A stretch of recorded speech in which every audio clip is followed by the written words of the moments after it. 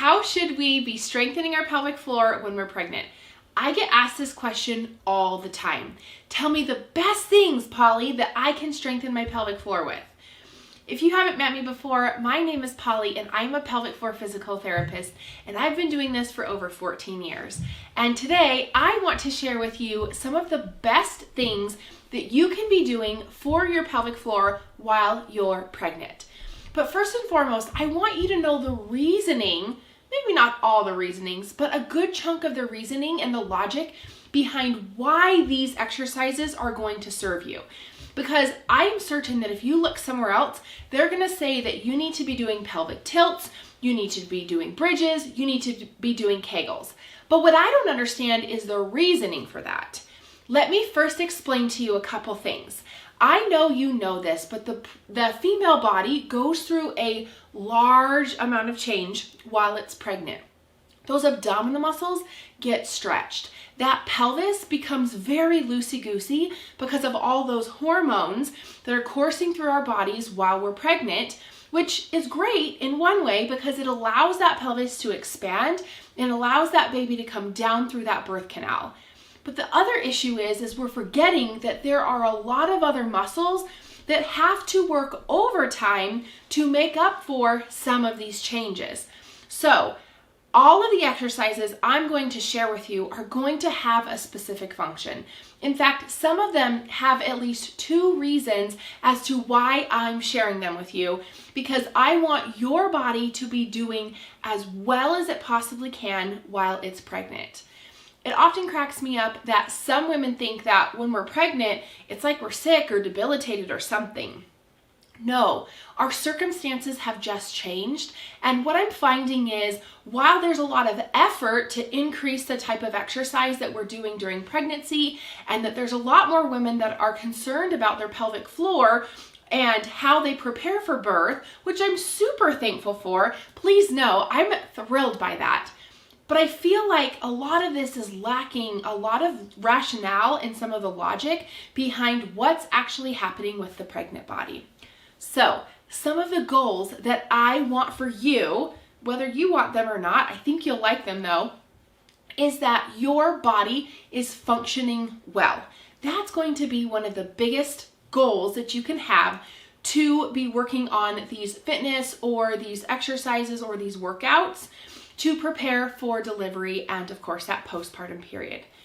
The second goal that I have for you is that your pelvis is doing exactly what it should. What I mean by this is your pelvis, my pelvis, everyone's pelvis, acts a lot like Grand Central Station. So much is happening there. But when we're pregnant, that pelvis, it's almost like a mini earthquake, goes throughout the whole thing, but nobody pays attention to that. We're forgetting that we don't have as much support through that pelvis as we used to, and the body is now having to rely more on those hip muscles and all those other muscles. There's over 80 that attach to that pelvis. The body is relying on all those other muscles to help take up the slack from what the ligaments used to be doing. Because remember, that little mini earthquake that went through Grand Central Station, it's like we're pretending that it never happened, except in my programming for you today, we are going to remember this particular goal.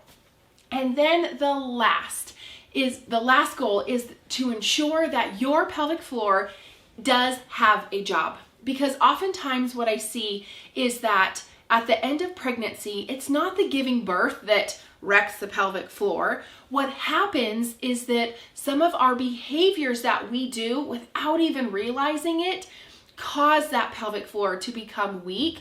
And as a result, at the end of our pregnancy and giving birth in the postpartum period, then we wonder, oh my gosh, my pelvic floor isn't doing what it should. I'm peeing my pants. Sex is painful, whatever it might be. There are things that we could be doing during our pregnancy to ensure that that pelvic floor is functioning on all cylinders. And my bonus tip for you, even though we haven't gotten to the workout yet, is that when you walk, remember that, and if you haven't been pregnant yet, you may not know what I mean, but if this is your second or third pregnancy, when you walk with your toes out and you do that pregnancy waddle or that pregnancy saunter, Without realizing it, you are giving permission to your pelvic floor muscles to turn off. So one of the best things you can do besides this workout is walking heel toe, heel toe, heel toe. It's gonna allow those bum muscles to turn on and allow that pelvis to be more supported, which in turn is going to allow that pelvic floor to be turned on and firing on all cylinders. So are you ready? Let's do this. So here we're going to start out with balloon breathing. And I know that this seems very silly, possibly, but this is part of the No Kegels University method. And you'll see me place my hand here just to really encourage that breath to fill my belly. You'll notice that I'm not pushing or straining or doing anything of the like. I'm taking my time. I'm letting my belly fill up like a balloon hooked to a helium tank. As that balloon inhales, it's going to press on the front of my belly, on the sides of my belly, into my back, and down into my pelvic floor. Feeling it in your pelvic floor is one of the biggest pieces of this particular exercise. And I include it because our pressure system often becomes disrupted during our pregnancy. And this is part of step 2 of the No Kegels University method. So here I am on all fours. If you remember in the beginning, one of my goals was that your pelvis is functioning, but your body is functioning the best it can be during this pregnancy. So because we are a 3D person living in this 3D world, we want to give our pelvis a really good chance to wake up and to do its job. Oftentimes when we're pregnant, that pelvis, it is disrupted as the ligaments become loosey-goosey because of the hormones. But the other issue here is that we start changing the way that we walk. And so the input into our pelvis is different.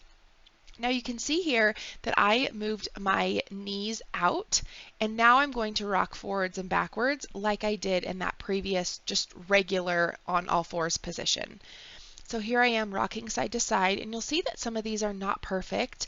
They look a little bit different than when I did it on just basic all fours. And now I'm rocking around in a circle. And then here in a moment, I'm going to flip my knees in, and we'll do the same thing again. So now I've turned my knees in, and I'm going to rock forwards and backwards just like I did in the basic all fours position.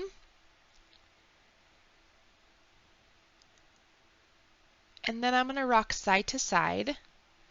This is the second plane of motion that we move in. And then now I'm going to move around like a hula hoop. And again, these might feel kind of funny, but they create such a great foundation for your pelvis to work with throughout the remainder of your pregnancy, and of course to help prepare you for delivery. Now we're going to be sitting and reaching back, and I'm going to be doing this at different levels. So you can see that I'm reaching here to my opposite knee and opening up my chest.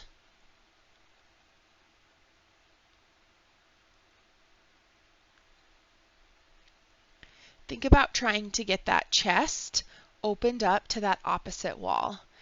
And now I'm reaching at shoulder height, trying to open up that chest. It should feel like a different stretch. And you can see here that I'm even limited in some of these directions. I don't quite have that range of motion yet. And then here I'm going to reach up to the sky and then open. You'll see here by adding different range of motions and different things that there is a lot happening at that spine because of those different angles that we're getting at. Oftentimes when we just stretch in one position, and this is giving us a chance to move that body throughout different ranges and different motions. And of course, do this pain-free. Now we're going to move into hip mobility with our toes in more specifically here. And the reason is if you caught the bonus tip that I talked about earlier, the bonus tip is to walk with your toes forward because of the effects of what that does to our pelvis and our pelvic floor when we walk with our toes out. So we're doing the opposite here. Our toes are in. And then we're going to move side to side and we're going to hula hoop.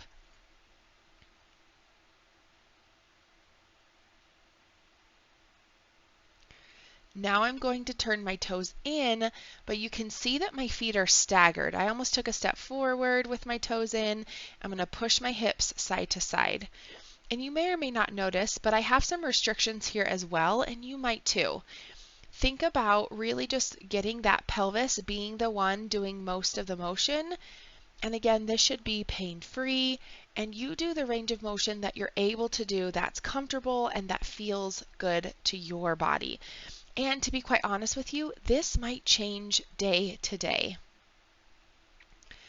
The other piece that I'll mention here is that getting our hips moving, and here I am changing my foot position, still toes in, but my right foot, if you will, is in front. But the reason that this hip mobility is so important is because whatever the hip does or doesn't do, it decides what the pelvic floor does or doesn't do. So encouraging hip motion in an opposite foot position or hip position than what we typically are in when we're pregnant, this can help to counteract some of those effects of how we're walking and just the overall pregnancy and the changes that are happening within our body to ensure that our pelvis and our pelvic floor is doing what it should be for optimal function. And I've moved in now to baby bounces. These are also going to seem very silly, and I'm laughing because I'm thinking about a patient I had this last week who said, "You're crazy that I'm going to do these." But she recently messaged me and said, "I can't believe how alive and how much more normal my pelvic floor feels after doing this." Our pelvic floor works anytime we have vertical motion. So you're going to do this particular baby bounce, just this up and down. I mean, you could call it a mini squat. I like to think of it as baby bounces because once that baby comes, you can utilize these as well as a way to wake up that pelvic floor, to strengthen it, to get it working. And you'll see here that I started with my toes out, and then I did toes out with a staggered position, and then I'm moving back to still toes out in another staggered position doing these baby bounces. And I like to call them baby bounces because this is such a natural thing to do with a fussy baby that's crying. I really believe that this is such an innate thing, right? We bounce our babies when they're sad as a way to strengthen that pelvic floor. And now we're going to move into the last exercise here, the lateral lunge. I've talked a lot about the pelvis and how it can become disrupted during pregnancy, but one of the ways that we quit moving is laterally when we're pregnant. We just kind of, I don't want to say we act robotic, but a lot of our movement patterns, it's just very front to back. There's not very much side to side. But when we start moving side to side, we can start helping that pelvis, especially the female pelvis, because of the angles in which that pelvis is made, it really helps. Now, I've talked about a lot of different things here, and if you have any interest in getting more help, you are welcome to check out the Your Pelvic Floor's Next Step and schedule a call or fill out the form, and I would love to meet or talk with you.